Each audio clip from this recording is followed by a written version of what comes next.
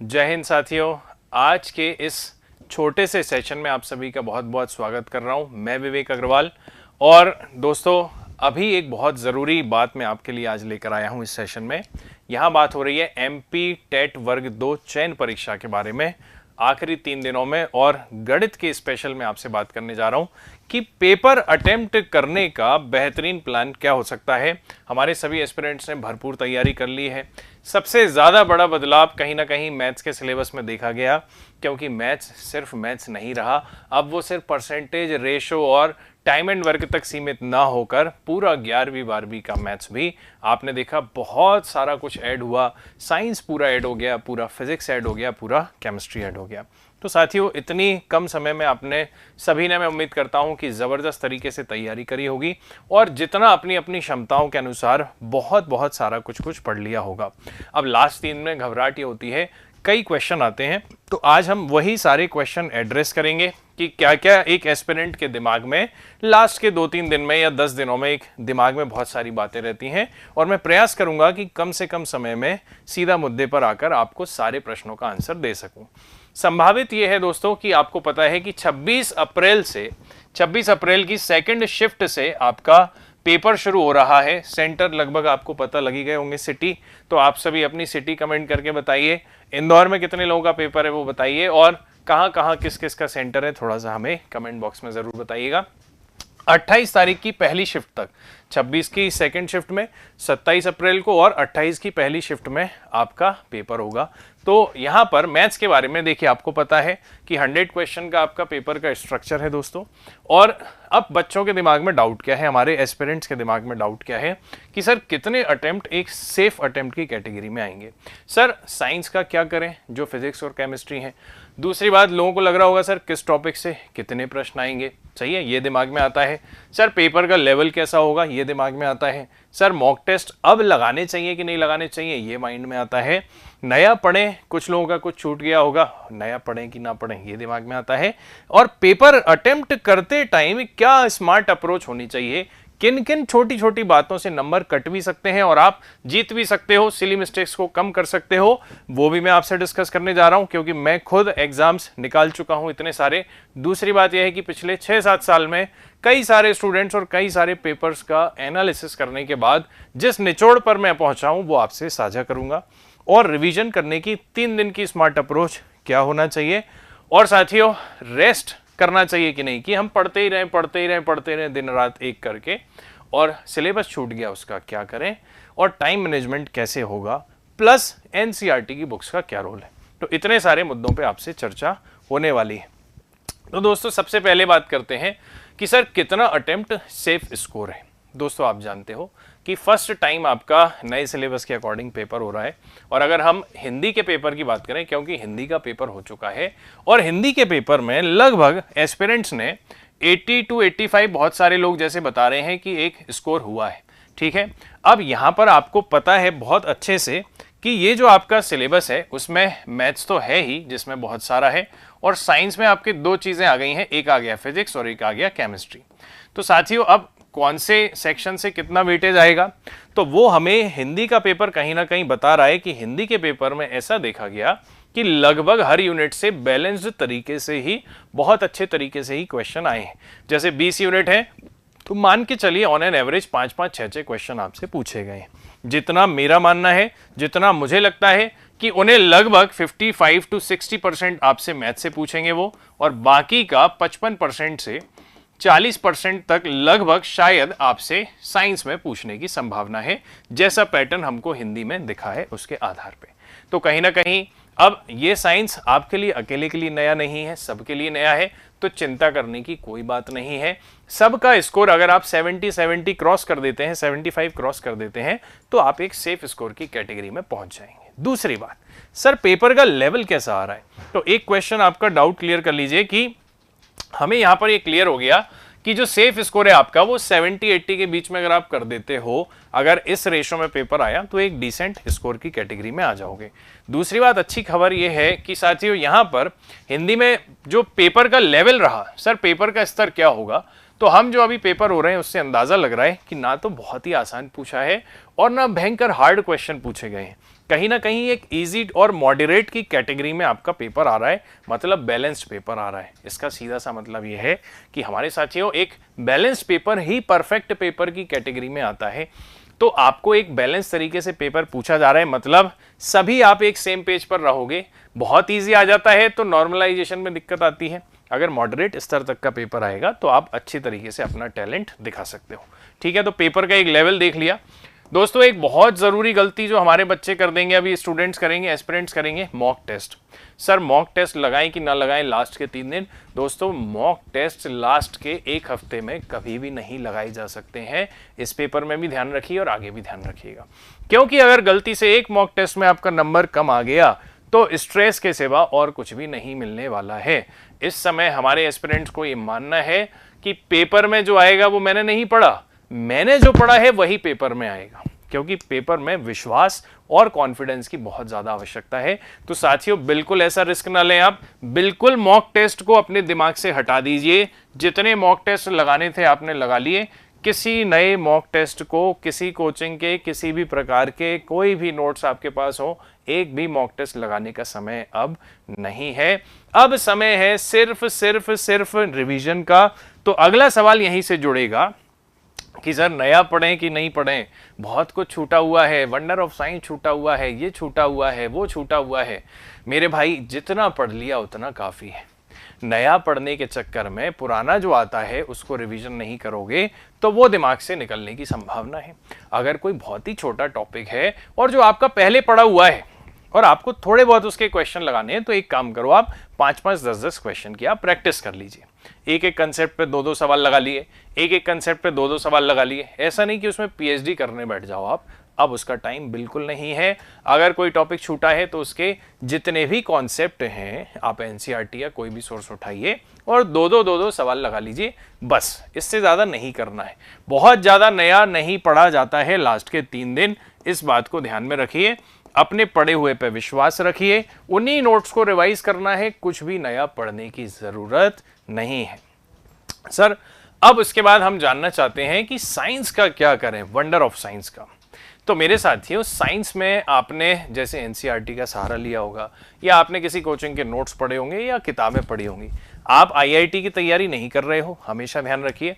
भले इसमें higher maths पूछा जा रहा है आपसे, कैलकुलस पूछा जा रहा है, डिफरेंशिएशन, इंटीग्रेशन, लिमिट्स, तो क्या हम जेई की तैयारी करने लग जाएं?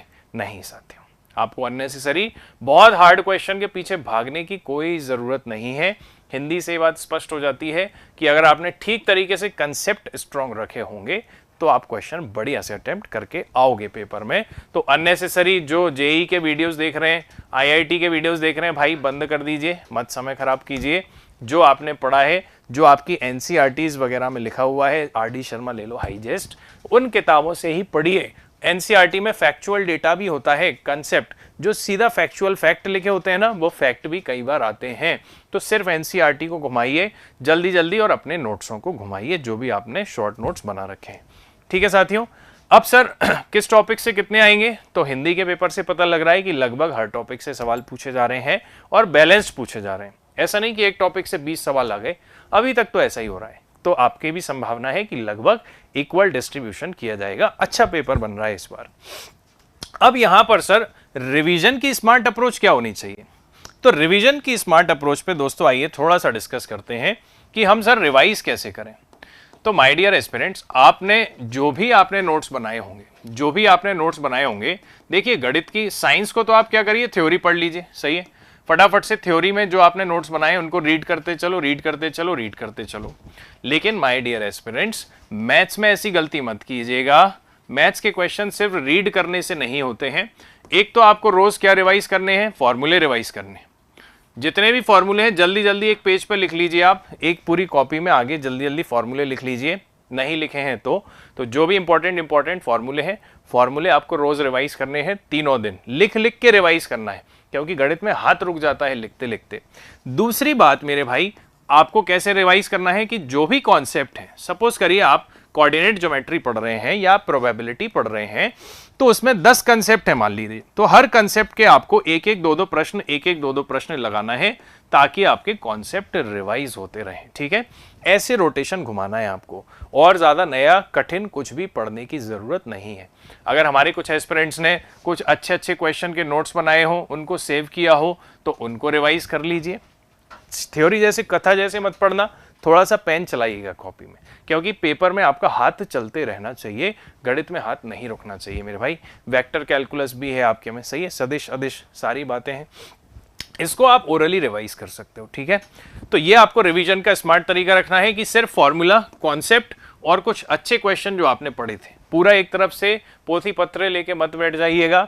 और एनसीईआरटी में जो थ्योरेटिकल क्वेश्चन है, थ्योरेटिकल जो फैक्चुअल क्वेश्चन है, उनको फटाफट से पलटिए आप, अगर नोट्स बनाए हैं तो, और नहीं बनाए तो जल्दी जल्दी की फैक्ट्स। पूरी एनसीईआरटी पढ़ने का समय नहीं है, बहुत टाइम वेस्ट होगा, ठीक बात है। अब इसके बाद सर नेक्स्ट बात हम करते हैं, तो हमारी यहां पर पेपर की स्मार्ट अप्रोच क्या है, मैं आपको सबसे लास्ट में बताऊंगा। बेस्ट अप्रोच, आपका हाथ नहीं रुकेगा, आपको टाइम कम नहीं पड़ेगा, आप एकदम बेहतरीन कॉन्फिडेंस के साथ, कम सिली मिस्टेक्स करते हुए आप पेपर अटेम्प्ट करके आओगे। कैसे करके आओगे वो मैं बात करता हूं। एनसीईआरटी का मैंने आपको बता दिया, टाइम मैनेजमेंट मैंने आपको अभी बताऊंगा, पेपर में टाइम कैसे मैनेज करते हैं। सिलेबस छूट गया तो कोई बात नहीं, मैंने आपको ये भी बता दिया है। और दोस्तों ये समय रात में 3 बजे तक या 4 बजे तक पढ़ने का नहीं है। विद्यार्थी निशाचरों की तरह रात रात भर पढ़ाई करोगे आप। 3 दिन पहले मैथ्स के पेपर में अगर आप 3 दिन पहले अगर आप बिल्कुल रात रात भर जागोगे तो दोस्तों मैथ्स के पेपर के दिन दिमाग को रेस्ट नहीं मिलेगा। आपको प्रॉपर रेस्ट की आवश्यकता है। इस समय आपको बहुत पेशेंटली, भले नींद नहीं आ रही है तो भी आपको अपने मोबाइल फोन, किताबों को दूर रख के कम से कम 7 घंटे की कम से कम नींद लेने की जरूरत है। क्योंकि दोस्तों कई बच्चों को पेपर की रात नींद नहीं आती है, तो आपको उस आदत को डेवलप करना है। अभी आपको कम से कम 3-4 दिन मेरे भाई, आपको कम से कम कोशिश करिए 10 बजे या 11 बजे आप सो जाएं और बढ़िया 6-7 बजे सुबह उठें आराम से, तसल्ली से। ये बिल्कुल जरूरी है दिमाग में, नहीं तो क्या होगा, चारों तरफ से डेटा आपके हमला करेगा। पेपर में सिली मिस्टेक हुई है, और मैंने अपने 7 साल के एक्सपीरियंस में टीचिंग में और अपनी पर्सनल तैयारी के एक्सपीरियंस में ये बात देखी है। फिर आती हुई चीजें गलत होती हैं, फिर 2-2 ऑप्शन सही लगने लग जाते हैं आपको। तो ज्यादा पढ़ने के चक्कर में चीजें आती हुई खराब ना हो जाएं, इसके लिए आपको रेस्ट देना है, अपने आप को रेस्ट देना है, प्रॉपर रेस्ट देना है। 6 to 8 आवर्स नींद नहीं भी आ रही है तो भी लेटना है आराम से। कोई अच्छा मोटिवेशनल वीडियो देख लो, या आप मेडिटेशन के इतने सारे बैकग्राउंड म्यूजिक होते हैं, लगाइए बढ़िया कन खजूरे और सुनिए कम से कम 1-8 घंटे। तो आपका दिमाग पढ़ाई से थोड़ा सा हटना चाहिए ताकि आपके दिमाग को आराम मिले, ठीक है मेरे भाई। और अब आती है सबसे जरूरी बात, last but not the least, कि सर रिवीजन की स्मार्ट अप्रोच के अलावा पेपर की स्मार्ट अप्रोच क्या है और टाइम मैनेजमेंट क्या है। सबसे जरूरी मुद्दे पर आ रहा हूं मैं कि सर पेपर अटेम्प्ट कैसे किया जाता है। पेपर अटेम्प्ट कैसे किया जाता है, कई बच्चों को, कई एस्पिरेंट्स को समय कम पड़ जाता है दोस्तों। अब मैं आपको बताने जा रहा हूं सबसे बेहतरीन बात। साथियों 100 में से 100 क्वेश्चन ना तो आसान होते हैं, अगर आसान होते तो दुनिया में कॉम्पिटिटिव एग्जाम में 100 में से 100 नंबर एक आध बच्चा ले आता, पर आज तक कोई नहीं लाया। तो ना तो पेपर पूरा आसान आता है, ना पेपर पूरा कठिन आता है। 0 नंबर भी कम लोगों के आते हैं, थोड़ा बहुत पढ़ते हो तो। पेपर में मेरे भाई 3 कैटेगरी के सवाल होते हैं। अब मेरी बात को ध्यान से सुनिए। एक सवाल होते हैं जो देखते से ही बनते हैं, जिसको हम इजी की कैटेगरी में मानते हैं। उसको मैं कहूंगा कि 40 से 60% तक इजी क्वेश्चन आपके पेपर में होते हैं। 15 से 25% तक क्वेश्चन आपके, या 35% तक क्वेश्चन आपके कैसे होते हैं मेरे भाई, मॉडरेट लेवल के होते हैं। और एक क्वेश्चन होते हैं जो बचे हुए, वो कैसी कैटेगरी में आते हैं, आपके हार्ड कैटेगरी के सवाल होते हैं। अब लोग क्या करते हैं, लोग चाहते हैं कि पहले क्वेश्चन से ही सब कुछ बनाते हुए चले जाएं। स्टूडेंट्स को एक चीज सीखनी पड़ेगी मेरे दोस्तों कि स्किपिंग करना आना चाहिए। स्किपिंग करने का क्या मतलब है सर? दूसरी बात, सिली मिस्टेक कैसे कम करें, सिली मिस्टेक्स को कैसे कम किया जाए, क्योंकि बच्चे पेपर को जो नहीं बनता उसके वजह से बाहर नहीं होते, जो बना हुआ गलत करते हैं उसके वजह से बाहर होते हैं। ये बात आपको पता होगी। तो साथियों आपको क्या करना है, आपको सबसे पहले पेपर में केवल उसी क्वेश्चन को अटेम्प्ट करना है जो देखते से ही लग रहा है कि मुझसे बन जाएगा। 3 राउंड में पेपर सॉल्व करोगे आप, पर्याप्त टाइम रहेगा, साइंस के क्वेश्चन 1-1, 2-2 सेकंड में या तो बन जाएंगे या तो नहीं बनेंगे, सिंपल। तो मैथ्स के लिए खूब समय रहेगा आपके पास। मेरे भाई आपको क्या करना है, सबसे पहले इजी क्वेश्चन करते जाना है। जैसे पहला बन गया, सॉल्व कर दिया, तीसरा बन गया, सॉल्व कर दिया, चौथा नहीं बना, छोड़ दो, टाइम नहीं वेस्ट करना, स्किप करिए, स्किप। कठिन दिख रहा है, बड़ा दिख रहा है, हाथ ही मत लगाओ उसको, छोड़ दो आप। सिर्फ इजी क्वेश्चन उठाइए जो देखते से ही बन रहे हैं। दूसरी बात मेरे भाई, आंसर देने से पहले 2 सेकंड का क्या लेंगे हम, पॉज लेंगे। इसको कसम खा लेना, इससे एक्यूरेसी बढ़ जाएगी आपकी। जब भी आप आंसर टिक करने जा रहे होगे तो लास्ट लाइन जरूर पढ़ोगे हर सवाल की, कि इसमें क्या वही मैं आंसर लगा रहा हूं जो इसने पूछा है, क्या मैं वही लगा रहा हूं जो मैंने पूछा है। जैसे समबाहु त्रिभुज की अंतःवृत्त की त्रिज्या की जगह मैं परिवृत्त की त्रिज्या तो नहीं लगा रहा हूं। तो ये ध्यान रखना है कि आंसर देने से पहले हमेशा 2 सेकंड एक्स्ट्रा भले लग जाएं, पर लास्ट लाइन को एक बार क्रॉस चेक जरूर करोगे, आपकी एक्यूरेसी डेफिनेटली बढ़ेगी साथियों। 2-4 क्वेश्चन का फर्क जरा में आ जाएगा, देख लीजिएगा आप। तो आंसर देने से पहले आपको 2 सेकंड पॉज लेके लगाना है। पहली बार में सिर्फ इजी क्वेश्चन जो देखते से ही बन रहा है उसी को बनाना है, और जो नहीं बन रहा उसको तुरंत हाथ जोड़ के स्किप कर देना है कि भाई तुमसे हम बाद में मिलेंगे। समझ गए? अब स्किप में भी 2 कैटेगरी होती हैं। अगर बिल्कुल हवा नहीं लग रही तो बिल्कुल छोड़ दो, लग रहा है कि बन तो जाएगा पर बड़ा सवाल है, तो उसको मार्क 4 रिव्यू कीजिए। क्या कीजिए? मार्क 4 रिव्यू का ऑप्शन आता है। तो साथियों जो बन जाएगा वो आपका ग्रीन हो जाएगा, जो मार्क 4 रिव्यू है उसका कलर अलग हो जाएगा, और जो छूटेगा उसका कलर लाल हो जाएगा। तो इधर आपकी जो बहुत सारे क्वेश्चन नंबर डले रहते हैं ना, ऐसे एक क्वेश्चन 2, 3, 4, तो दोस्तों कुछ आपको ग्रीन दिखेंगे, कुछ आपको रेड दिखेंगे, कुछ आपको अलग कलर से दिखेंगे। तो ग्रीन आपको पता लग जाएंगे कि ये मैंने बना लिए, रेड वाले बहुत खतरनाक हैं, और साथियों जो पर्पल वाले हैं वो मुझे दूसरे राउंड में बनाने हैं। तो अब आपको धड़ाधड़ ऐसे ही चलते आपको पहले क्वेश्चन से कहां पहुंच जाना है, 100वें क्वेश्चन पर। अब एक बार में आपने मान लीजिए 60 क्वेश्चन बना लिए इजी। तो आपने पूरा पेपर पढ़ लिया, आपने अच्छे क्वेश्चन बना लिए। अब थोड़ी हिम्मत आ गई कि 60 क्वेश्चन बना लिए, चलो अब देखते हैं कौन से क्वेश्चन है जो दिक्कत दे रहे हैं। तो फिर आप पर्पल वाले क्वेश्चन पे जाना, दूसरे राउंड में केवल उनको अटेम्प्ट करना, और उसमें से जितने बन जाए उतने बनाना, और फिर अगर टाइम बचे तो तीसरे राउंड में जो बहुत कठिन सवाल है, जो देख के बिल्कुल हवा नहीं लग रही है, उसको सॉल्व करना। किसी भी क्वेश्चन में 5 मिनट नहीं रुकना है, 1 मिनट के अंदर बना तो ठीक, बिल्कुल ही हवा नहीं लगी अगर 1 मिनट में, स्किप मारो, चाहे कैसा भी सवाल हो। दोस्तों स्किपिंग से सिलेक्शन और रिजेक्शन की रेखा खिंच जाती है लोगों के पेपर में, ध्यान रखिएगा। मैं अपने व्यक्तिगत अनुभव से और इतने हजारों स्टूडेंट्स को पढ़ाने के बाद स्टूडेंट्सों के पूरी बात के आधार पर आपको ये बात बता रहा हूं, ठीक है? तो स्किपिंग का विशेष ध्यान रखेंगे मेरे साथियों। ऐसे करोगे ना तो ये 60 क्वेश्चन अगर एक बार में निकाल लिए, 50, 55, 60, तो उससे कॉन्फिडेंस आ जाएगा, ये भी बना पाओगे। पूरा पेपर भी पढ़ लोगे, पेपर भी नहीं छूटेगा, और बेहतरीन तरीके से आपका पेपर जाएगा। तो ये है आपकी स्मार्ट अप्रोच पेपर अटेम्प्ट करने की, जो बहुत कम लोगों को पता है। आपको ये ध्यान रखना है कि क्या करना है, हमेशा आंसर देने से पहले लास्ट लाइन पढ़ना है, एक्यूरेसी बढ़ जाएगी।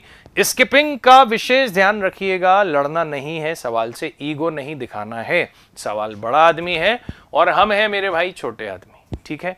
तो इस बात को ध्यान रखना है। तो माय डियर एस्पिरेंट्स, मैं आशा करूंगा कि ये सारी बातें आप दिमाग में लेके जाइए, और मुझे पेपर होने के बाद कमेंट बॉक्स में जरूर बताइएगा कि आपका पेपर कैसा गया, कितना स्कोर रहा।